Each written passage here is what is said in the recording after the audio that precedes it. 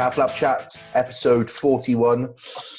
Wales, Scarlets, Ospreys, Clermont, Dragons, Lion. Don't know if I've missed anything out there. Mr. Lee Byrne, how you doing, pal? You okay?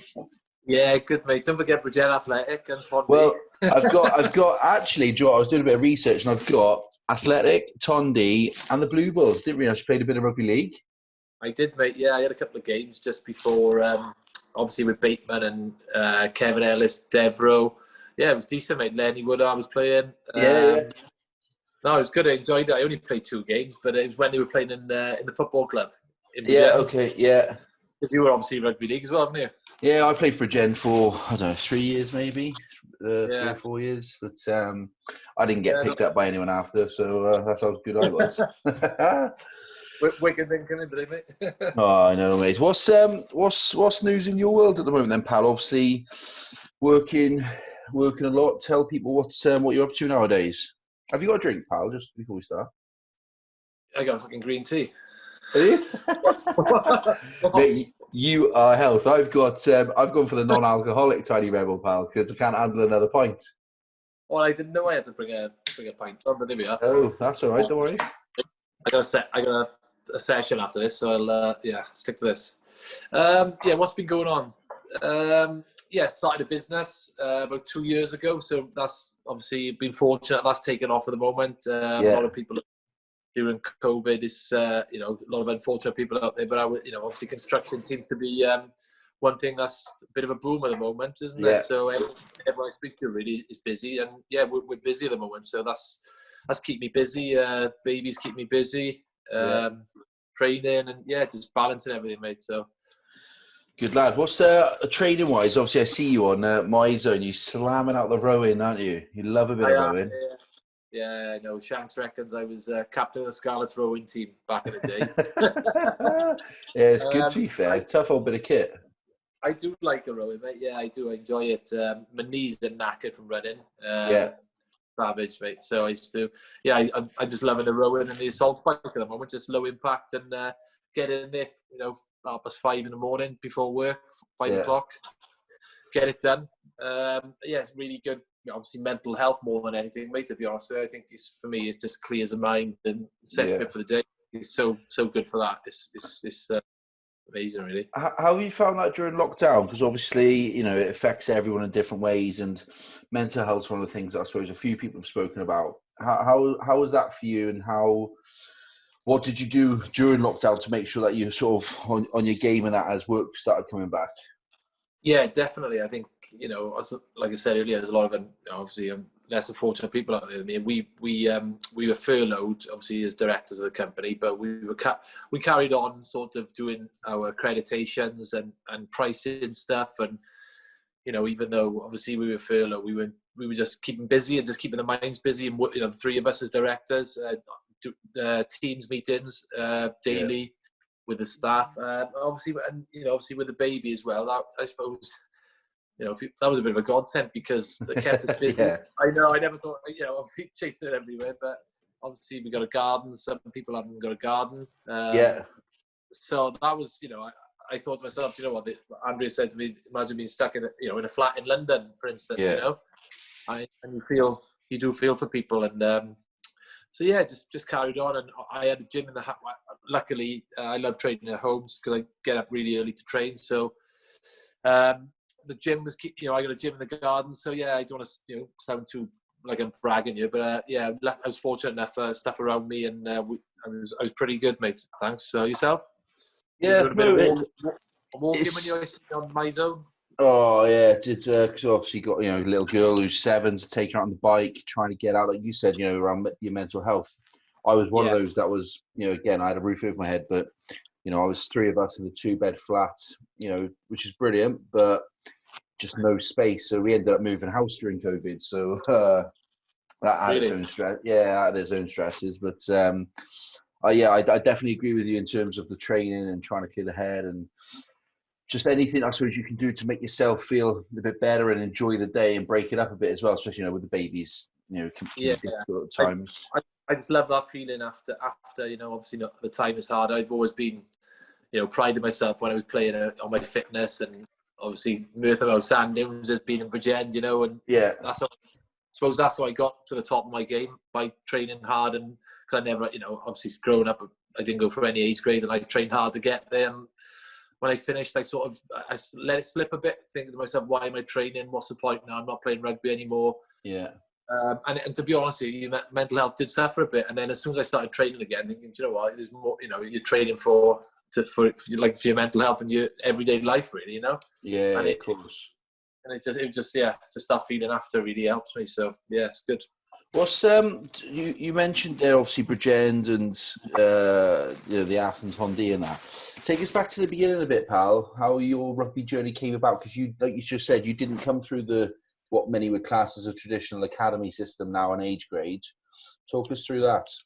Yeah, sorry to jump forward a little bit on that one. Yeah, so obviously at a younger age, when I was 8 or 9, started playing for Bridgend Athletic, as every probably kid in Wales does. You know, was probably decent for that at that age. Played for West Wales under-11s at the time, but you know, the likes of, I know I was a chubby number 8 then. I played against. I was looking at the program the other. I know I was looking at the program the other day. Popham was number 8 for East Wales at the time, so I was playing against Popham, Rhys Williams, all that sort of age grades. Yeah. And then, so that was West Wales under-11s, and I gave up rugby from the probably 12, 13. Only because in school, usual stuff, wife's not about no girls, drink, that sort of stuff, you know. Yeah. This wasn't a big part of me then, you know. And obviously I went to Archbishop McGrath as well. It wasn't a rugby school. Bryn takes a school around here for rugby. Yeah. It's a Catholic school. So went there, didn't play rugby. And then till I was 16, 17. And then left school at 15.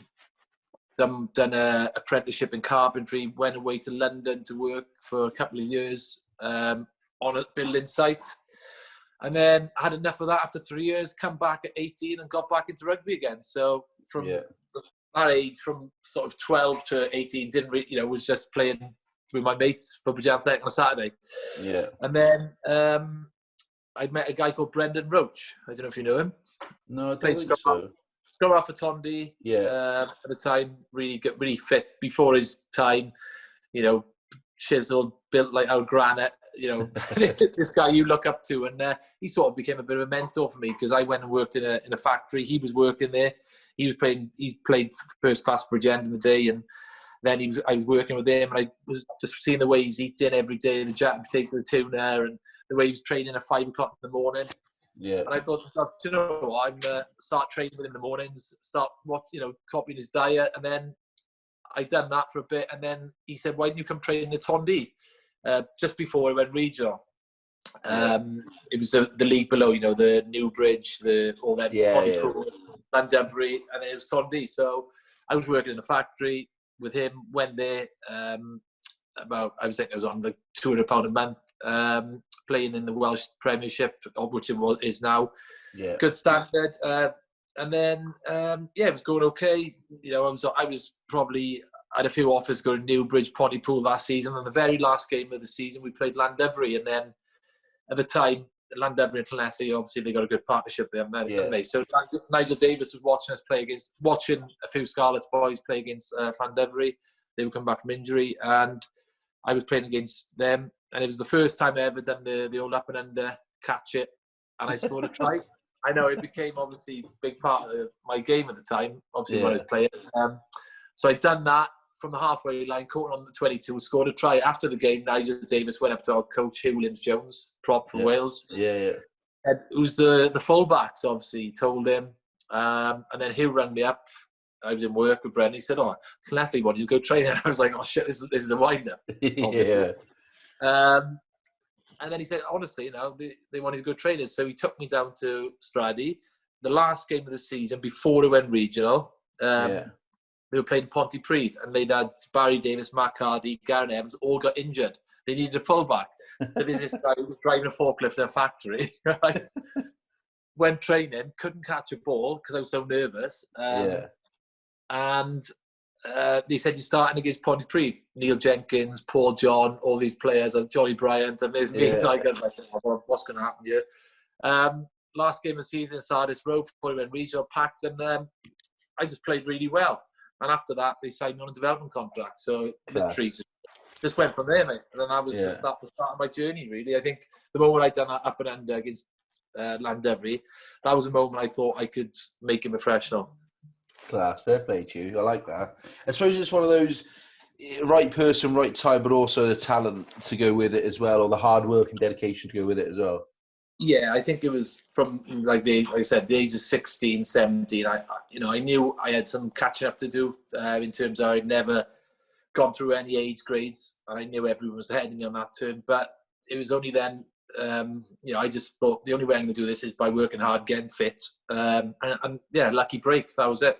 There's so many players out there I feel probably could, if they had a lucky break, they might do the same thing, you know?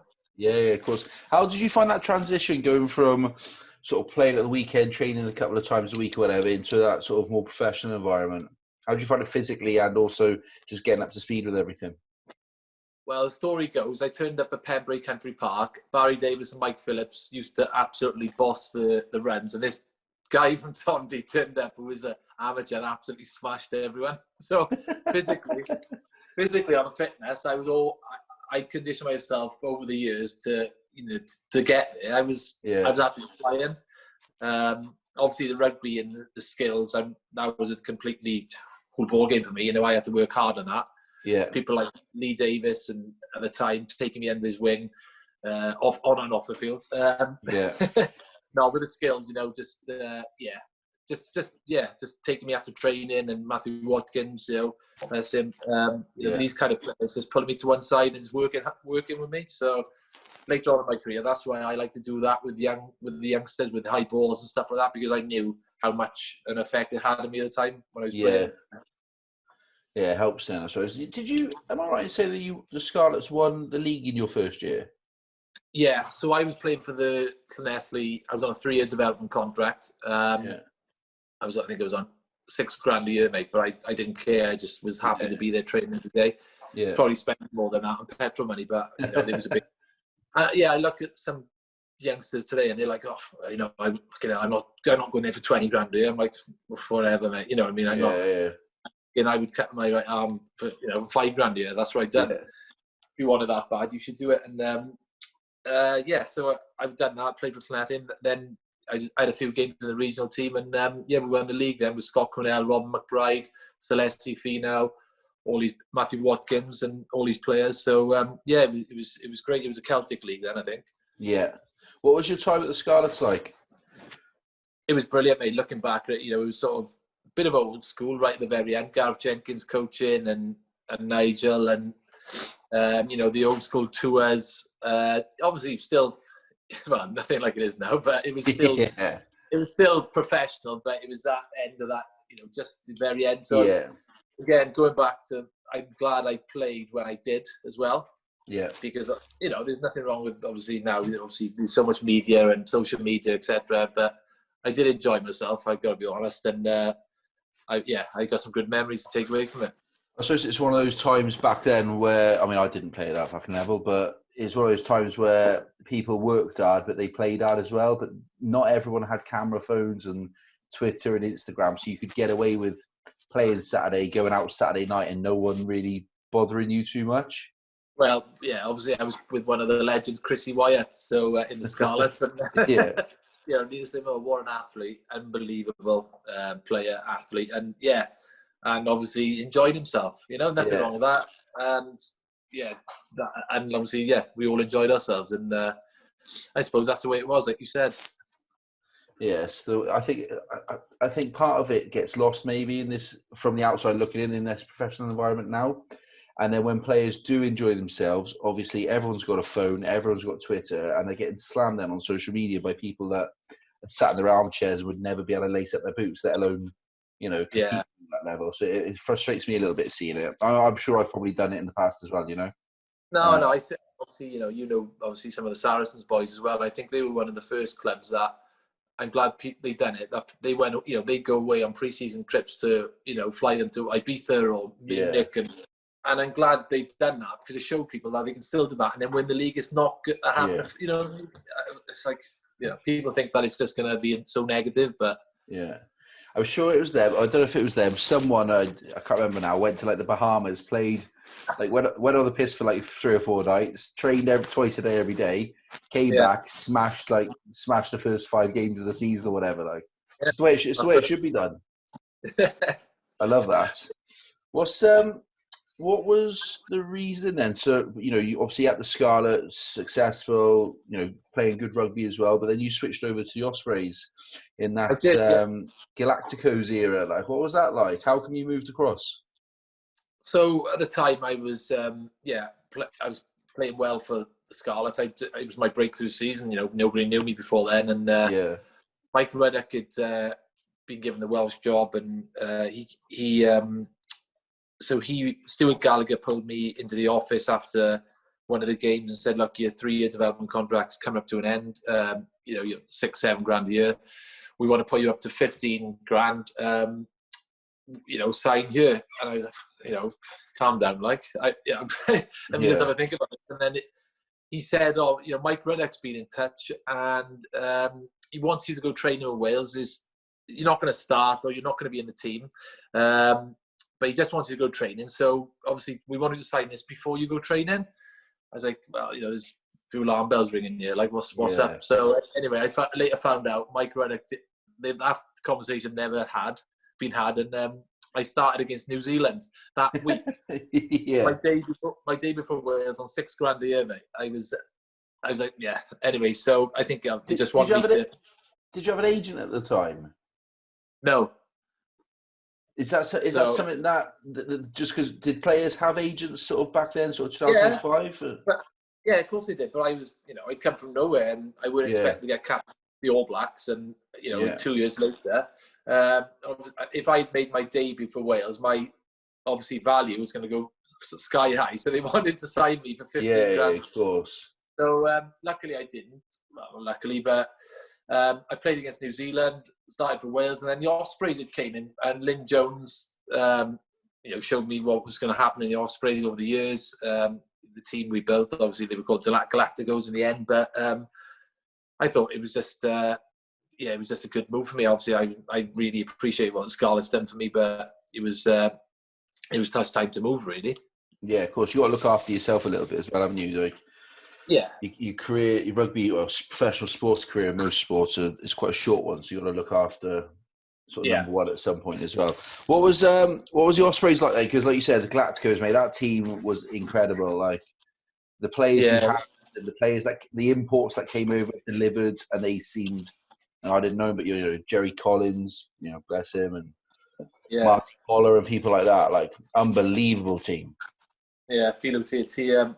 It was Justin Marshall. Yeah, of course. It's crazy when you read out these names, isn't it? But yeah, went for the interview with Lynn. I don't know, you probably heard about his famous interview, and went into Mike Kelly's office, and the first thing he said to me was, "How big's your cock?" So I don't know. That's Lynn's party trick. So I'm sat there in his office thinking, what the fuck? He just asked me what's that going to do about it? I've just come to sign a contract, and Lynn's asked me how big my cock is, and so we got that out of the way, signed, and then obviously all these imports started coming in then, and along with likes of Ryan Jones, Shane Williams, Mike Phillips, James Hook, list goes on, mate. It was we should have won a lot more than what we did. I think Heineken Cup was probably the biggest. That was probably the worst defeat in Biarritz. I think out there in the San Sebastian. That year we were, we smashed Saracens, and we were on fire. I think there's a couple of dodgy referees' decisions, and you can't blame the referee. But I mean, that year I think that was our best year chances of winning. If any Welsh region, we would have been the first to do it. And of course. We won the EDF and the leagues a few times, but the Heineken Cup is the one, I think, for bragging rights, and we should have done it, but unfortunate really. You played in a lot of quarterfinals and semis, didn't you, with obviously various teams. What is it about the Heineken Cup? Like, it just seems to deliver as a fan, like, just in a completely different way to how the leagues do. What is it about it? Even in France, I think the early years, teams didn't take it seriously. The French team especially. And when I went to France with Vern Cotter there, and he sort of with Clermont, obviously he made them aware of how important the competition were coming from Super Rugby, and then the way they would prepare probably bigger for that Heineken Cup than the top 14, and the top 14 for them is massive. Like you said, like it's just this I don't know, it's different. On a Saturday buzzing, you buzz. It's a different buzz when you wake up when you got a Heineken Cup game on a Saturday compared to a Pro 14 game or a French top 14 game. You know, it's just I think as well because it's global. So I'm playing in France and I'm playing Saracens, and then I know my mates are gonna be over here watching it, or my family, or Wales. You know, sometimes why would they want to watch me against Bordeaux? Do you know what I mean? I think that's a big thing as well. It's around, obviously global. Everyone's watching it, and it's just I think it's the best versus Europe in Europe really. Yeah, I love it. It's class. That's when you've got so many players, you know, the Ospreys who are at that level in terms of elite player, and you've got genuine world-class superstars who have come in and also from Wales playing. Was there any egos there? What was the atmosphere like? What was the culture like? Was it good crack as well, or was it hard work at times? Yeah, I think it was just before, obviously Henson as well. Gav. Gav and Gav with the ego, and he knew it as well. So he won't mind me saying that. But it was hard work, and it was sort of the end of that old school era as well. Like I was talking about, it was 2007, 8. The phones were about, but Gav would just get in the phone and smash it if there was any problem. if anyone was filming anything, that wouldn't be a problem. So, and Lynn knew if we worked, played hard, he wouldn't care about us going out as long as there weren't any comebacks, which it usually was. So I think we enjoyed each other's company off the field as well. Was on it, and the Kiwis come over and they showed us that people got this perspective that they don't drink or they don't go out. They would train, like Jerry. He lived with me for a couple of years, and he was the hardest trainer. He'd turn up on a Monday and smash everybody, but he'd be out Saturday, Sunday, turn up on a Monday. But he could do it, so he knew if you can't do it, then it's a different story. You've got to address it. But they all loved to be here, mate, and he enjoyed each other's company after a game. Hard work, and worked hard in the week, and it was really good, mate. I really enjoyed it. What was Jerry Collins like? Oh, mate, he was so infectious. You would love him. One of the most generous people you could imagine. Really struck up a good bond with him. Like I said, he lived here for a while. They gave him a house in Mumbles when he turned up, and a brand new Mercedes. And he was just a guy from Pondarua in New Zealand, from a council estate in Byrne. And he said, "Have your house back. I'm not living there, bro. I'm gonna get a Ford Mondeo." And just bought like a one-bedroom house. And he didn't want the high life, just wanted a normal life. And in the end, he lived here for a bit. And he would just sometimes turn up and he'd go missing for 2 days, and he'd come back here Monday morning, rocket for training, drop him off at JJB Sports on the way to get a pair of boots because he'd given them away to someone after the game. and an Osprey's training top. And take him into training, and like I said, he'd just kill everybody in training. He was phenomenal, mate. Honestly, But character, mate, is another. But I could imagine. I always remember. Is it a tackle? Was it Colin Jarvis? Who ran into him and he folded him up like a deck chair? Unbelievable. He seemed hard as nails. Some of the guys, like my mates, because he was living in Bridgend, and my mates couldn't believe that they'd be out on the piss with like Jerry Collins, the the armed out there. I was like, guys, he's just one of the boys, like, but they just wouldn't believe it. And they top bloke, and like I said, so fortunate. But what is it about Bridgend? Because Bridgend, Wales isn't a massive country, but there's something about Bridgend, I feel, and that region that just delivers over and above compared to some of the other regions in terms of producing just quality players, internationals. You said Brinteg earlier. It just keeps developing immense players. What is it about Bridgend? I don't know. I think the main thing, like you said, was Bryn Teg. That over the years, historically, that's been unbelievable, isn't it? Pencoed as well. Yeah, Pencoed. Gav Coops and all, Dav James, all them players. And I don't know. I think there was something in the paper the other week of the sort of the region. I think Carmarthen and Bridgend were two of the hotbeds. It's strange. Even now, like to Rhys Webb and Baldwin and all these guys, they're still coming through. Yeah. Bridgend Athletic plays a big part in that as well. The mini junior section is unbelievably massive. People can't get in there. So where you look at the contrast to other clubs, they're struggling and they have to close their sections down because they have enough players. So yeah, it is a bit of a hotbed, mate. I've got to be honest. Yeah, it's good. I like it. I lived, Davey, obviously. I lived at Bridgend for a couple of years. I did enjoy it, to be fair. Good to see the sites up there. Talk to me about your affair with Clermont then, obviously going over to France, and at the time not a lot of players did they, going across there like you would see now, especially from Wales across there, and you were playing for Wales at the time as well. How did that come about, and what was your experience over there like?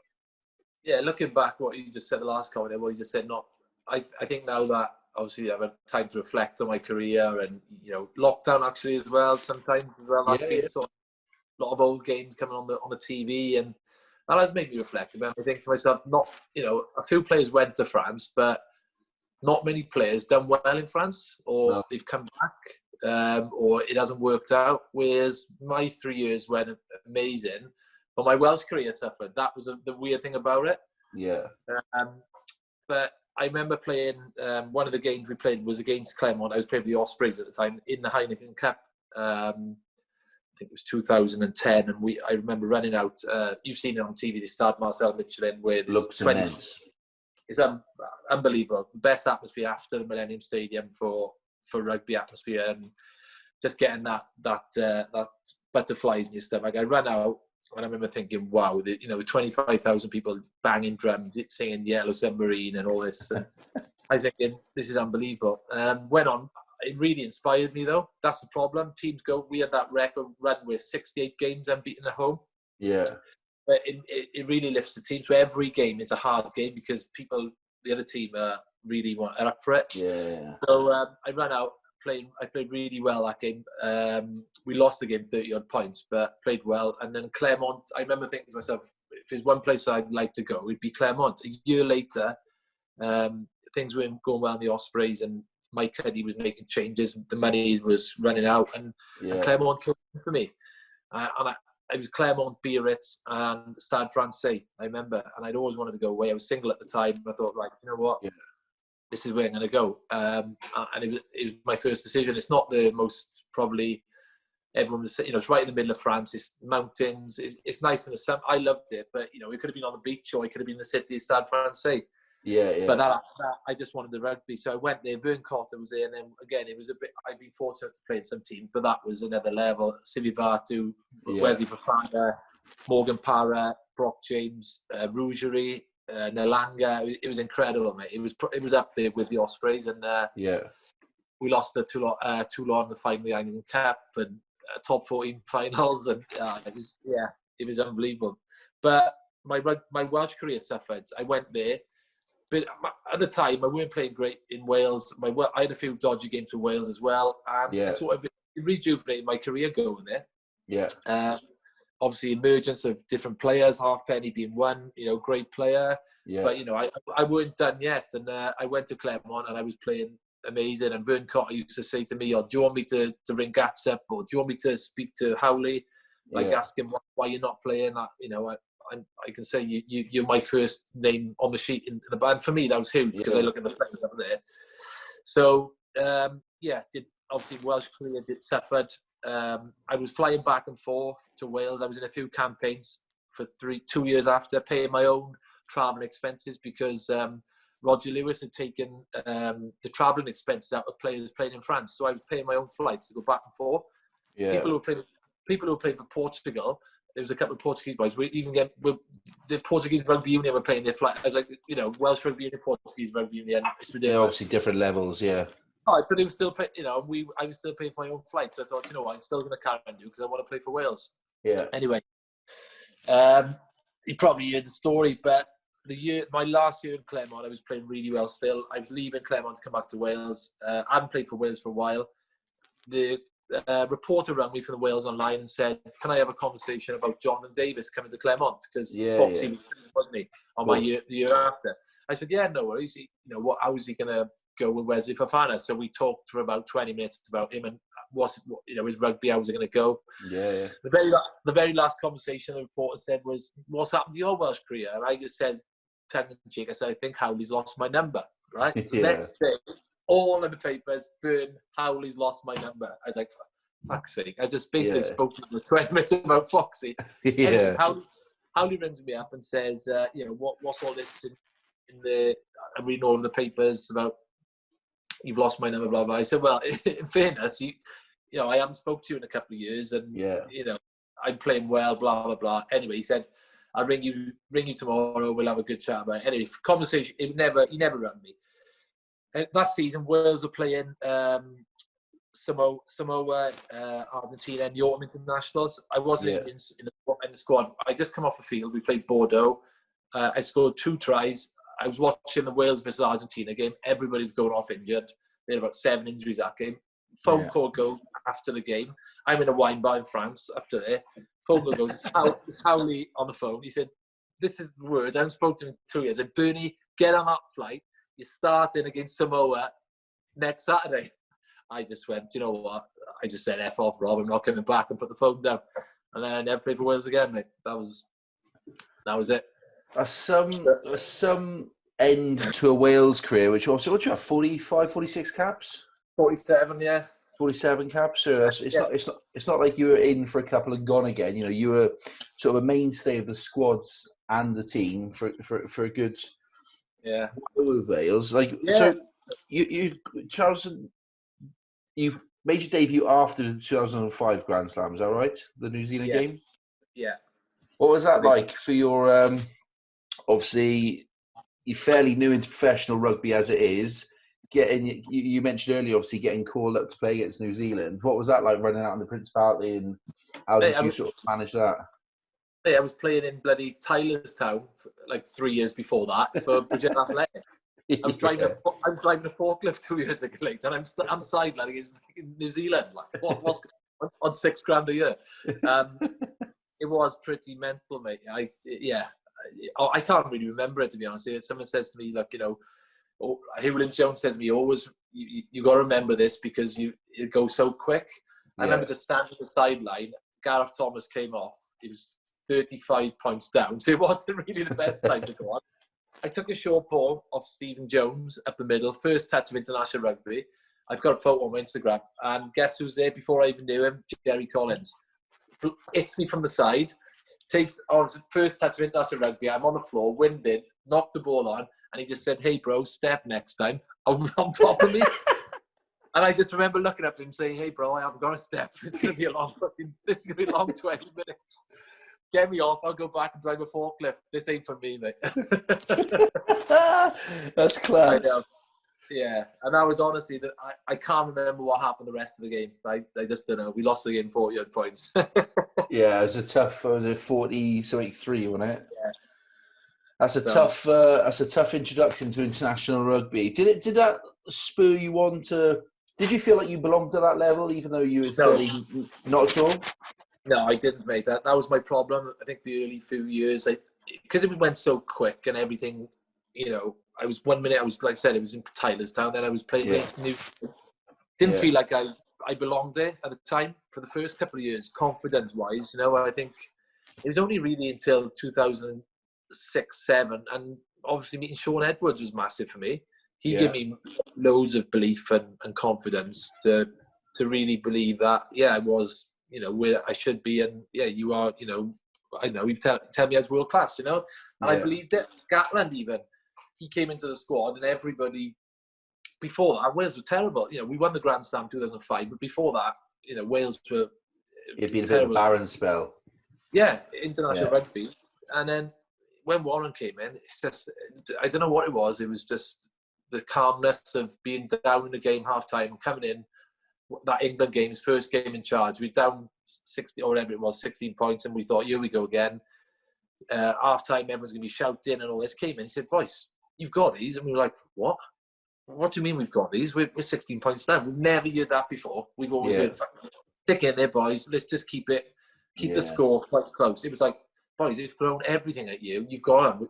And it was just, it was like, yeah, they have. And that from there on, it was like, yeah, his next 10 years is history, isn't it? You know? Yeah, it's quality. He seems like I've not met either him, Gatlin properly or whatever. He seems like a good bloke, like good manager, like good bloke to his players, and they respect him. Not just a good coach, but a good bloke as well. Yeah, mate, ruthless as well. And sometimes you might not like it, like I was. In, when I was out. Yeah. But you're in and you do the work and you play well, it's great, and that's why I'd never say a bad word really about Gatlin, because he is what he is, and he's like ruthless but lovely guy, but don't cross him or do your stuff and don't play shit or you're out, which is it's a hard job, isn't it? You can't please everyone, can you? No, not at all, and you can't be friends with people either. It's a job at the end of the day. No, it's exactly. How does that for you, like? As a person for you, how is it? You came through. Is it obviously Gareth Thomas at fullback and Kevin Morgan, Reece Williams, and then obviously your halfpennies and Sanjay's even coming through. How is it? How do you manage your motivation and mental health or whatever? In 1 minute, might be out the next. Not being picked, being cut from squads, or big injuries. How do you manage to stay, positive and motivated? Well, that was another thing as well. I think during training, if you trained well, or you weren't in the squad and you trained well, Gats would like chuck you straight in, even though you were out with the squad and you were training better ahead of that. For instance, say if a halfback was training better than me in training, or was smash me in runs and sprints or fitness, he would be on to you all the time. Yeah. What look at you fucking last again, or you're on fire, fair play, and you'd be picked for that. I remember Tom Pridey, we always laugh about it, but when Pridey made his debut for Wales, me and Shanks and Tom always joke about it. Tom was 18, he came into the squad to train, and everyone was dropping all these balls, and Gatlin said, right, every fucker on the line, we're going to do Heine Mullers. I don't know if you've ever heard of them. No. So the old corners, okay. Like figure of eight. Yeah, figure of eight, just all the length of the field, down the Vale as well, massive fields. He said, right, guys, on the fucking line, we're doing Heine Mullers, 10 minutes, just constant. Anyway, Pridey came into the squad. I don't think he expected to start in the Six Nations in Italy. And nobody did. And Pridey was like a gazelle. He was lapping people doing these Heine Mullers. And then, like, everyone was like, boys, who the fuck is this kid? Like, and then, after the session, Gatlin said, right, Pridey is starting against Italy on Saturday. And he fucking made his debut, youngest Brit ever to play for Wales, because of that fitness session. So that's why we always joke about it. Pridey got in because of the Heine Mullers. And honestly, it was incredible, mate. That's class. I suppose it's good, if you're going to get rewarded almost. You work hard, you get what you deserve back, No hiding places at all. No. So what's that step up like in terms of regional rugby to international rugby? Is there a massive step up in speed and ability and I can't think of the right word there, but that trying to go from that regional right up into that elite level? Yeah, I think the intensity that Gatlin did, the training for Wales was absolutely incredible. It was. You knew when you went to start that system, I used to love it because I knew I'd come out of there, or I would just condition myself so well because of the training techniques Gatlin had, like the session, the 3 rugby sessions a day, the cryotherapies, the sprints, the weights, the 4-way session. You'd be actually the pinnacle and the peak of your game. Yeah. For me, I'd use it as a bit of not a mini pre-season, but I know that I just be in the peak. Go in there. It helped me so much. Craig White was there at the time, White conditioning coach, Bobby, and Gats, and all these crazy ideas they brought from Wasps, and that's when it first started. Yeah. Like the fitness camps in Poland at the time with all the cryotherapy chambers, and It was mad, mate. It was off the scale, and fair play to him. You know, he always knows how to peak players just right. Yeah. That was another one of his specialities, just getting players just to peak at that right time. It seems that, you know, you were in the World Cup squad for 07, were you? But you were for 2011. Yeah. It seems that, you know, even as you're talking about Wales there, and you mentioned about obviously how your career came to an end, and obviously I think it's well documented your relationship with Rob Howley. But you're smiling as you're talking about Wales. It seems that you think back of it fondly and a lot of good memories. Yeah, I said earlier, I think lockdown, mate, honestly, I've been thinking about loads. I think it's done strange things to people, hasn't it, lockdown? Yeah, I know. Give a lot of people to sit back and just think about things. And, you know, different games on the TV. There's been a couple of replays of different things and people putting YouTube montages together. Yeah. And, yeah, honestly, it made me have a five, because you've got time in your hand, just think, you know, do you know what? I remember that now, and I'm proud of that. Whereas before, just everything goes so quick and everything's a blur after you retire because you may be struggling with other things. And yeah, I have got good memories of it. What's rugby, or what's that career sort of giving you back as a person? As a person, I think, you know, as hard, well, obviously to get there, I knew how hard I worked. I think it's given me determination really in my life, because I you know, obviously might talk about it later, but being dyslexic, I think, left school at 15, didn't have any qualifications, didn't think I was, you know, confidence was low, didn't think I was really good at anything, and then, you know, to have that, you know, ability for rugby has given me more than I ever imagined, you know, from my upbringing and etc.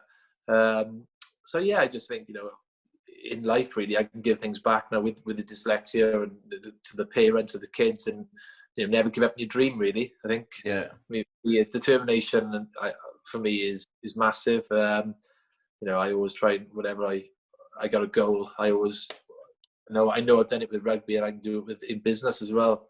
Yeah, okay, I'll come on to because I want to talk to you about business and your transition across in a sec. Talk to me about your Lions experience and 2009, and what your experiences were in that South Africa tour, which was by all accounts brutal. And I only obviously saw the well, I can't believe it's going to be 12 years next year. It's unbelievable. So that was obviously the last tour.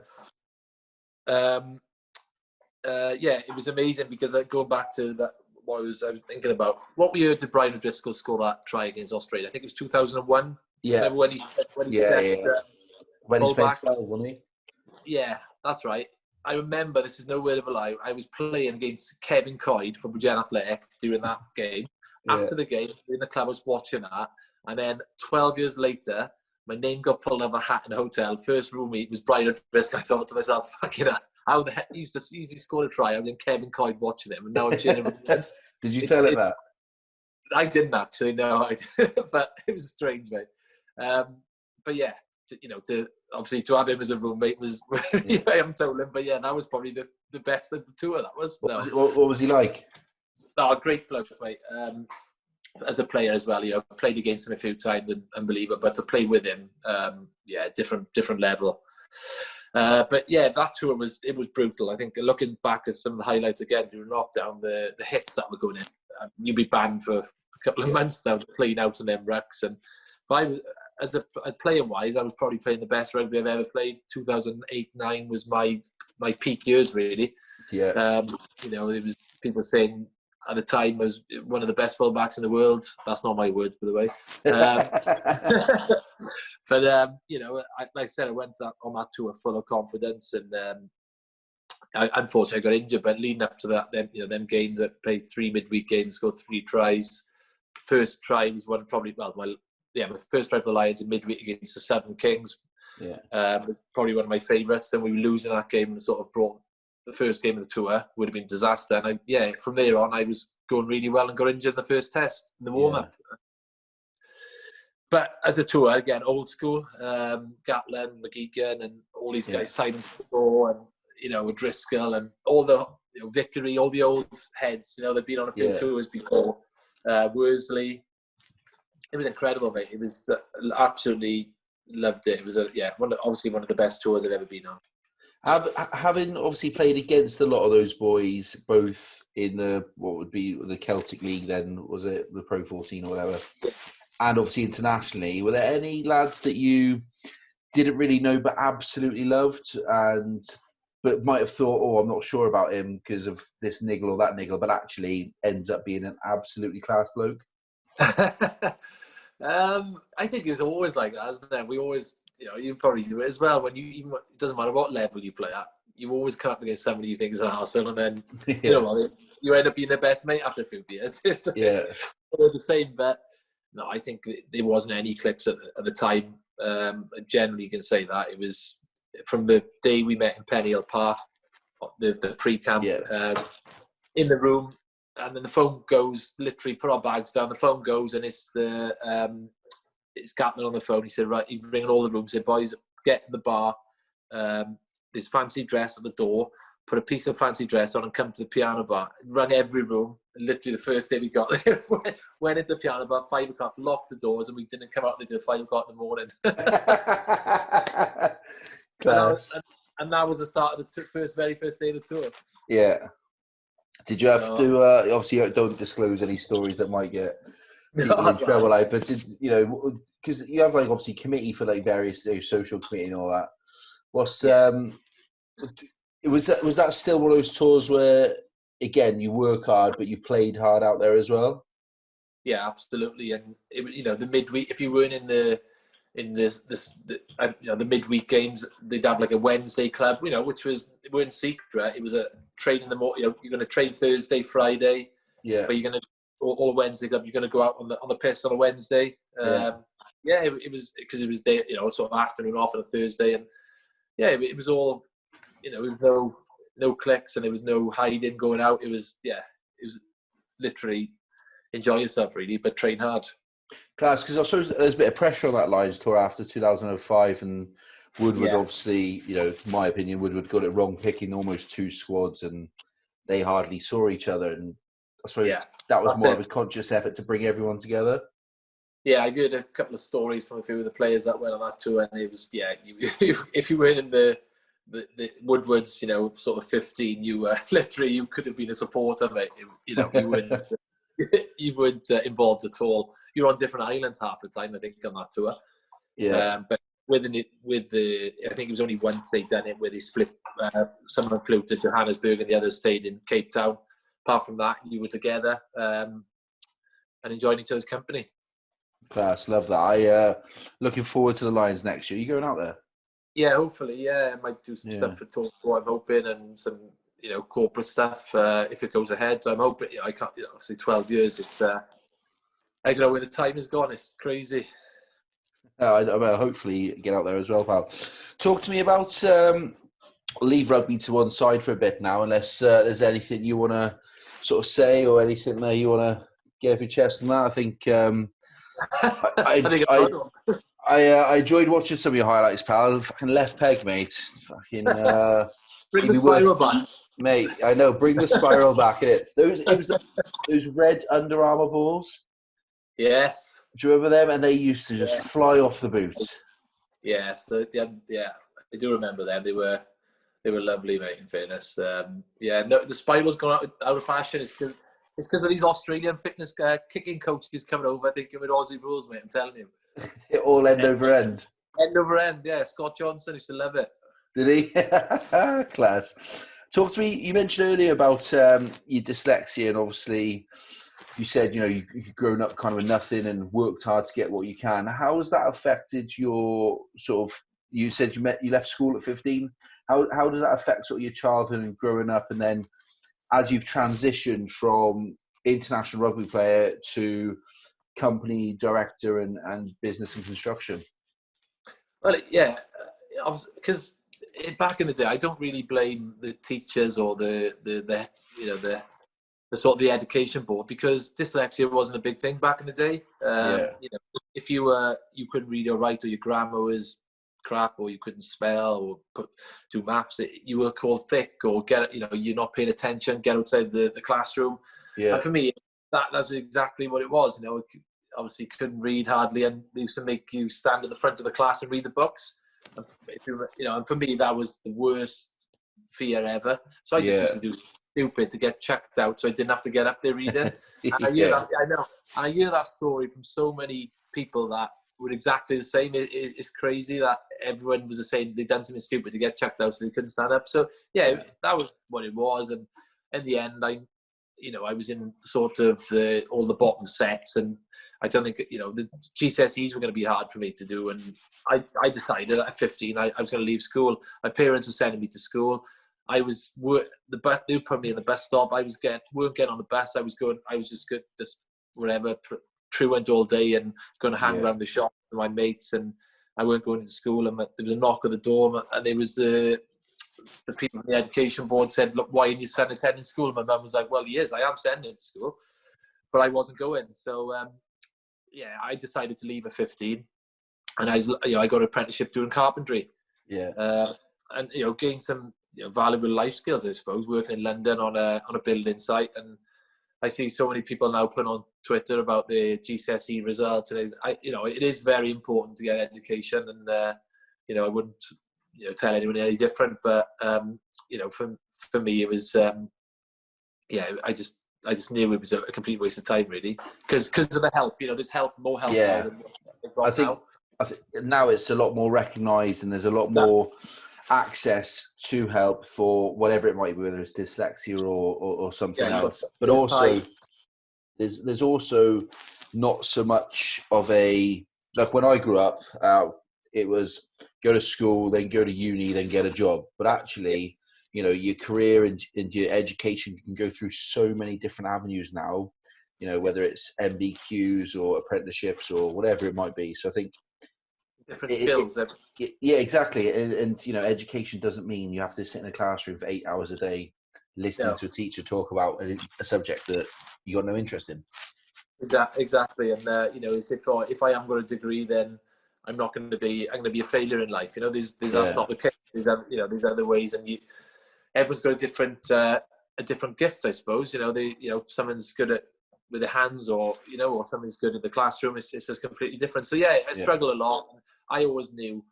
Well, I didn't until sort of my late 20s, but the thing that became a problem for me in my rugby career, not my early years, but when I went to sort of the Scarlets and the Ospreys at the time, which I never told anybody because I was a bit embarrassed, was remembering the calls. Okay. So if you think I got a piece of paper like that to take home every week with all 100 calls in it. Well, I can't remember my fucking PIN number, never mind. So that was one of the worst for me. That was worse than playing a game, was remembering the calls. So that build up to a game, honestly, it wasn't enjoyable because Sorry, go on. No, I was just going to say, so the build up to the game, I was just from the Monday, from the minute I got that call sheet to the Saturday, all I'd be thinking about was remembering the calls, and I wouldn't be thinking about enjoying the game. But when I got out there, I wouldn't give a shit. Jamie Roberts and people like that, I probably annoyed the living shit out of them because I'd say, "Fuck, where do I stand here? What do I do here?" And I never told them what the problem was. Yeah. But luckily, I had good people around me. Regan King, he knew that he probably I played two clubs in Scarlett and Clermont, and he used to just give me triggers, right, stand there, and literally like that, because he knew I had the problem. But like the other players were like fucking probably thinking, "Fuck me, what's the matter with this guy?" And that's the thing, I suppose. People, like you said earlier, especially like as kids growing up, and it shouldn't be embarrassing, but I can understand you feeling embarrassed because you hadn't told anyone, and then they must have like, is this guy thick or what? And obviously you're not thick. You're businessman now. You've obviously conditioned your body to be an elite level athlete, so you're not thick. It's just you struggle, and it's not it's not a problem. There's nothing you can do about it in terms of it's not being diagnosed, so you didn't know, and therefore they didn't know. Yeah, and I suppose being in that masculine environment with 40 rugby blokes, I would say, "Oh God, I'm dyslexic." I did feel a bit embarrassed, and I kept it, and I didn't want to say nothing. And then, carried on going on. Met Andrea, and then being a newsreader, she just like sort of pushed me to, I was in a good way. And then I went to France, and then that was a whole new ball game, wasn't it? So I've got the course sheets all in French now. So, I've gone from. Did you learn French? No, this is where I'm going to get on to. So obviously, I couldn't remember any cause, didn't know where to stand. The good thing that the power, I think it became my superpower was, might sound silly, but dyslexic have the 3D imagery, right? Honestly, is because of the neurological stuff. It is scientifically proven. You can see space. I know you might think I'm sounding like I'm some sort of I could understand what you're saying. So my thing was, honestly, I could see space before it opened up in the defensive line. So, I used to hit the angles. People say to me, "Fuck, you could hit an angle." Yeah. I think I could, if I weren't dyslexic, I don't honestly think I would have been as good as I was. That's honestly not true. Okay. Because when I used to hit the angles or pick the holes in the defensive line, that was my that was me making up for not remembering where to stand. And things would just open up before it really happened. So it was almost like I knew where the hole in the defensive line was going to be. It's hard to explain, but it wasn't until later I thought, you know what, it's got to be, because when I got diagnosed, the woman said to me, I went for the test, and she said, well, do you see like spaces sort of? And I was like, well, yeah, I do actually. And it all made sense. Yeah. And so like I said, I honestly will say that to any kid. I don't think if I was dyslexic, I would have played international rugby. So fair play. I suppose it's nice to hear that it's never held you back too much either. You may have had some difficulties growing up, and things could have been easier maybe, but I feel like it, just speaking to you today, if they'd have been easier, you might not have done as well as you have. Exactly, mate. Do you know what? That's exactly. And then went to France, and then you have to have 3 hours a day French lessons. 3 hours every 3 days. So I was put in a class then, so all my childhood come back to me, being in a class learning French, thinking, oh my God, here we go again.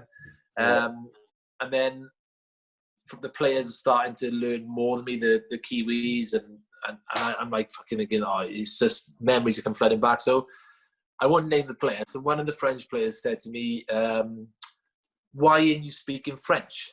And I went home, I said to Andrea, do you know what? I said, it's upset me a bit. I wish I could just say. Yeah. I think he was like saying to the other players, like, why isn't he speaking French, or why isn't he trying? He thought I weren't making the effort. And okay. She said to me, like, you've got to go and get tested and just get a diagnosis. So I went, obviously got diagnosed, and then I went back to Byrne and told the French teacher, and then started having one-on-one lessons with the French teacher. And I learned loads more then. And it felt a massive relief for me a bit then as well, because I was 30. I just got a diagnosis when I knew all my life I was dyslexic. Yeah, it's interesting that, most people, I would assume, and I don't know, but most people that would be diagnosed at a much earlier age, and therefore they could probably get more help as they're growing up and not learn to deal with it, because that's the wrong phrase, but learn to cope with it, because you've got to cope with it. Yeah. And I even now, some adults have said, adults, but some people my age have said, like, I think I'm dyslexic. And when I'm texting people, I could see like the patterns the same as me. And, it's not my sort of business to say anything, but I think to myself, I'm so happy that I did at that time, because it was a big weight off my shoulder. And for me as well, the kids now, mothers private messaging me on social media saying, you're an inspiration to my son or my daughter. For me, that's massive as well. That's honestly, it's unbelievable. So, and that's it's good that you're giving something back as well, because that's how it should be. There'll be a generation of kids coming through feeling like they're not good enough, and actually they are. They just need a bit of a hand to take that step. And going into business as well is, it has its drawbacks. Writing emails and the grammar, but there's sort of, there's IT support now that, for help for all that, and software in the computer. So, it is, it's not, I wouldn't say it holds me back, but I always look at it again where I can see different opportunities with my rugby. I can see, holes in the defensive line. And I think now there's things that my business partners wouldn't get put together. There's a lot more that I couldn't do that they do. But I do think sometimes, I know for a fact it is stuff. So, yeah, how did you find that transition from sport into business? Oh, I'm not going to lie. The first couple of years were really hard. I think it was a bit of a, looking back, it was a bit of a blur. I was a bit lost, mate, to be honest. It was a bit, it was probably because I thought that, I haven't got qualifications, or, I'm not going to walk into it being an accountant or this. But sport is so many avenues, and especially with, with the people you meet. I think, and sometimes, as you're, doing your podcast, a lot of it's built on relationship and trust, isn't it? Yeah, of course it is. Yeah, and I say again, if somebody trusts you to build that for you, then it's not, they will come to you. And the boys, they trust you. You've got 40-year podcast, and I think it's because people trust you. I think you're a good guy. Well, I don't know about that, but I think half the time that's all it's just about being genuine and being yourself, really. Yeah, people buy from people. So if you've got that integrity, I'd like to think that goes a long way when you, whether it's business and relationships, whatever it might be. That goes a long way with people. What's got any regrets at all from? I know obviously the press love to sensationalize, whether it's the Howley thing or whatever it might be. Any regrets or anything you wish you had done differently? That Welsh thing, definitely wouldn't regret. I don't regret that because that's the way he was, treated over the few years. But no, looking back, I probably overachieved really, for me, and I absolutely loved every part of my career. From that old school era to sort of obviously professional, but coming to Gatland sort of journey. Like I said, Lions. I never would have imagined when I was 19 watching Brian O'Driscoll I was going to be sharing a room in 12 years. For me, it was I'm really proud of what I achieved, really. So, to be fair, pal, great career. Not everybody gets a cap, let alone 47 and a Lions tour as well. So. Fair play to you, pal, and obviously running a successful business now. Like you said, Andrea's obviously got a TV career, you got a baby and stuff. So success looks different to everyone, but it's not about pounds in the bank. It's about the life you're living, and the fact you're giving back to other people as well. I think it's really sort of commendable. And what can people do, just as a bit of a finishing note? What can people do, if they think or someone they know are dyslexic or have got dyslexia, and what can they do to help themselves or someone else? I think there's so many. I'm an ambassador for the British Dyslexia Association. There's so much help and funding for if you're a kid and you think that you can't afford the software. There's charities that out there that will help fund all this. Like I said, the software and just. You get diagnosed and you'll have more time in exams and things will be a lot easier. Like the amount of, I was speaking to a girl in the dinner and in the dyslexia dinner, and she was saying to me that, since she's obviously told them and she gets more time, because I said, she said exactly the same about, because she was going out to talk and she said, I'm worried that I'm not going to remember my words. And she's only 13. I said, don't worry, I can remember the calls in rugby. So it's just get, it doesn't matter how old you are either. I think for me, it was, like I said, I was in my 30s, and some guys say to me now, some lady I'm dyslexic, just get tested, and I'm sure things will become a lot easier then. Fair play to you, pal.